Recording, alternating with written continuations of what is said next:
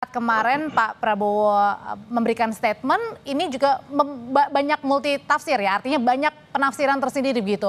Apa jangan-jangan ini juga mengindikasikan Pak Prabowo belum menolak aspirasi pemakzulan Gibran. Nah kalau gitu pertanyaannya, haruskah Pak Prabowo ini membuat statement yang tegas nih bahwa saya terus bersama Gibran 5 tahun ke depan? Oh iya, pastinya. Ke Mas Toto dulu, Bang Silvester. Oh sorry, maaf. Ya silakan. Iya, menurut saya begini, Pak Prabowo tidak punya posisi apapun secara konstitusional untuk kemudian misalnya meneruskan, andai kata pun setuju terkait dengan usulan mengenai pemakzulan Mas Gibran. Kalau saya sih coba menangkap secara komunikasi yang dilakukan oleh Pak Prabowo kemarin memang sebuah bahasa komunikasi yang berhati-hati. Di satu sisi di hadapan purnawirawan yang katakanlah resmi, istilahnya Bang Silvester tadi, itu menunjukkan sikap bahwa Pak Prabowo akan lebih mendengarkan forum yang sifatnya resmi. Tapi di sisi lain dengan diundangnya Pak Tri Sutrisno, artinya Pak Prabowo juga ingin mengatakan bahwa saya tetap menghormati pandangan-pandangan dan masukan dari para senior, termasuk apa yang dikemukakan oleh Pak Tri Sutrisno lewat forumnya tersendiri. Jadi saya sih masih melihat ini upaya menetralisir. Nah, saya ingin mengomentari apa yang disebutkan oleh Bang Silvester tadi ya. Menurut saya nggak tepat lah, janganlah kemudian usulan-usulan seperti ini itu dilihatnya dengan logika argumentum ad hominem, bahwa siapa yang berbicara lalu punya kepentingan nggak usah didengerin, nggak bisa. Semua orang mau kalah pemilu, mau menang pemilu, punya hak yang sama untuk memberikan usulan. Yang perlu dilihat adalah argumentasinya, apakah konstitusional atau tidak. Jadi jangan kemudian menggunakan logika Bung Silvester. Kalau logika Bung Silvester dipakai, semua pendukungnya Ganjar sama Anies nggak boleh ngasih usulan apapun. Itu menurut saya juga logika yang salah.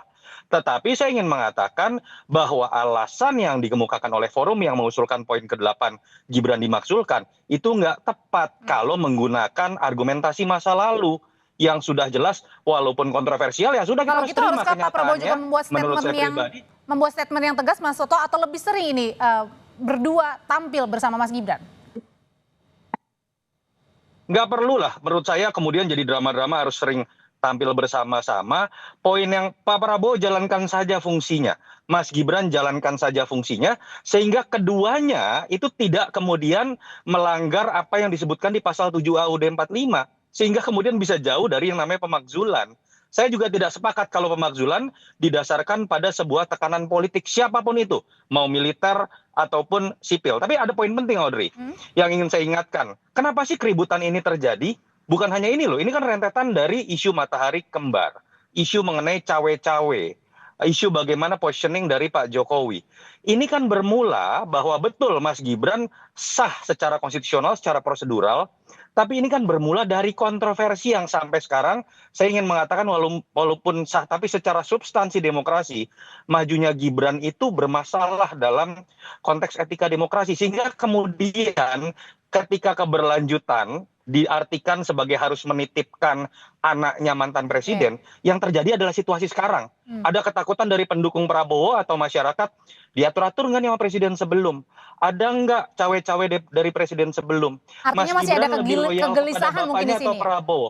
Betul, jadi dari sini kita belajar sejarah. Kita terima fakta bahwa Pak Prabowo dengan Mas Gibran dipilih, tapi jangan ulangi hal-hal yang melanggar etika, yang menimbulkan polemik tidak berkesudahan. Kasihan siapapun yang terpilih akhirnya menghabiskan energi seperti ini. Kalau gitu menurut Bang Silvester sendiri, apa hal yang bisa membuat isu ini diredam? Karena kan masih banyak isu-isu lain termasuk isu ekonomi yang perlu kita aspirasikan juga untuk dicari nih akar untuk penyelesaiannya seperti apa?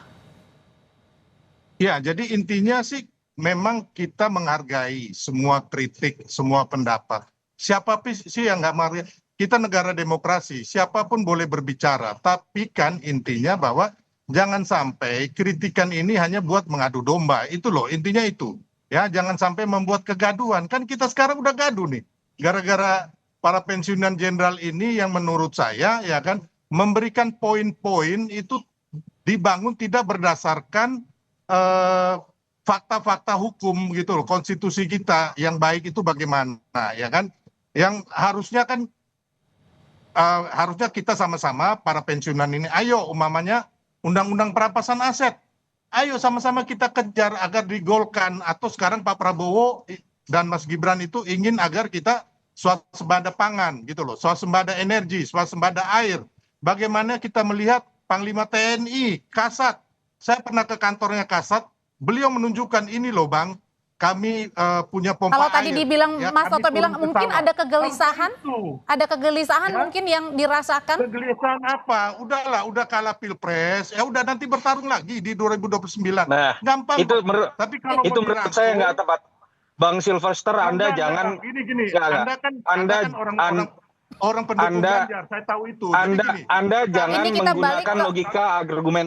itu Anda kan kalau pendukung seperti Ganjar, Anda ini harus siapapun ngomong yang gitu. kalah Anda anggap tidak punya hak untuk bersuara. Saya Logika Anda netral rusak, tau sebagai nggak anak Sylvester? merah putih loh, Bang. Nggak bisa loh. Anda ngerti nggak? Itu- Logika Anda itu rusak. urusan Abang. Hak Abang nggak usah. Anda uji Gini. argumentasi dari Forum Purnawirawan itu. Jangan lihat latar belakangnya. Bukan gitu loh. Poinnya ada Itu nggak aja. sekarang?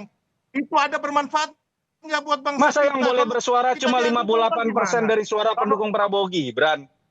Inilah logika yang membuat Bang, kegelisahan kalau umpama bertambah. besok ribut-ribut, Anda mau tanggung jawab gara-gara Loh, ini. bukan tentang ya. itu. Saya anak merah putih, saya Anda nggak mau. jangan Baik. menggunakan logika argumentum ad hominem bahwa ada yang punya hak lebih untuk bersuara karena menang Ya, pilpres. tahu.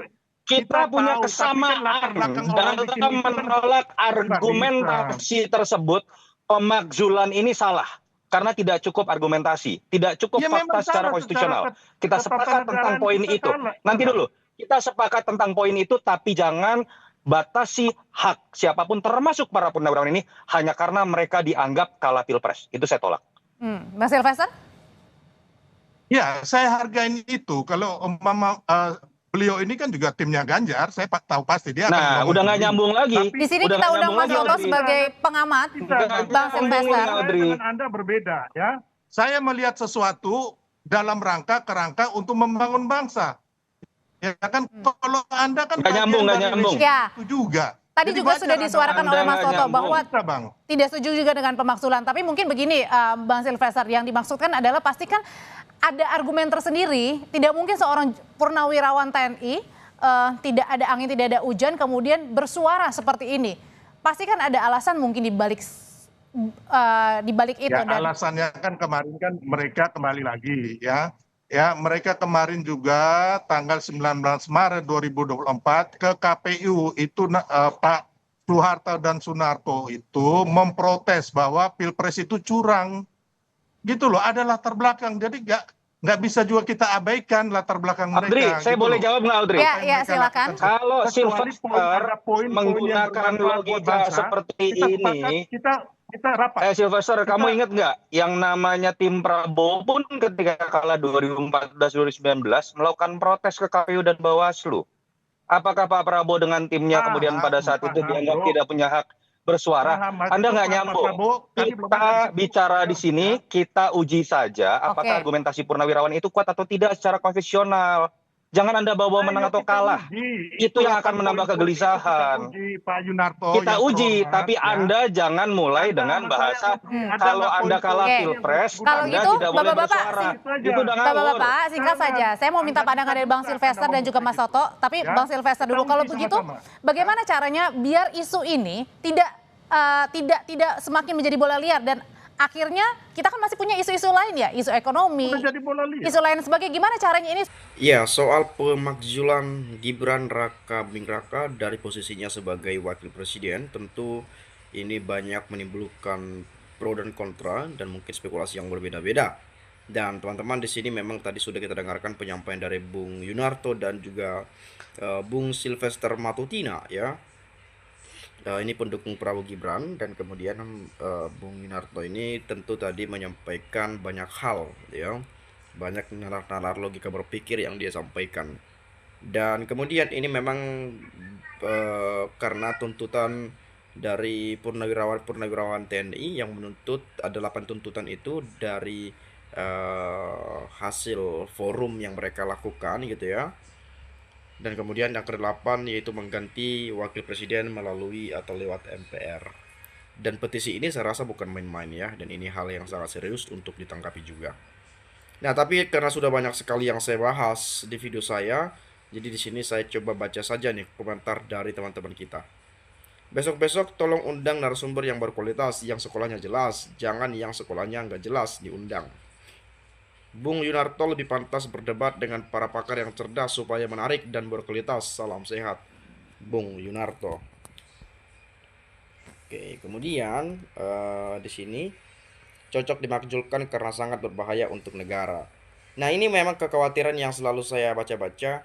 Barangkali nanti ke depan, tapi amit-amit lah ya, Presiden Prabowo itu berhalangan tetap. Dan pastinya secara prosedural, ya wakil presiden yang naik menggantikan. Sedangkan Gibran pengalamannya apa itu pengalamannya?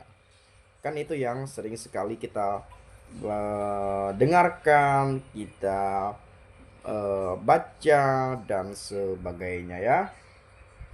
Nah, kemudian di sini Yunarto dulu pendukung Jokowi, tetapi kali ini gue salut bisa bicara benar dan demokratis.